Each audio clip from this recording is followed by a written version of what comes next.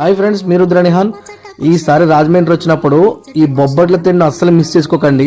బొబ్బట్లు అంటే నార్మల్ బొబ్బట్లు కాదండి, dry fruit బొబ్బట్లు చాలా అంటే చాలా బాగున్నాయి. వీళ్ళ దగ్గర ప్యూర్ నెయ్యితో డ్రై ఫ్రూట్ వేసి సూపర్ అంటే సూపర్ చేస్తున్నారు. ఒక 7-8 మంది గృహిణులు అందరూ కలిసి చేస్తూనే ఉన్నారు, పోతూనే ఉన్నాయి. అస్సలు వీళ్ళ దగ్గర స్టోర్ అయితే అస్సలు ఉండట్లేదు.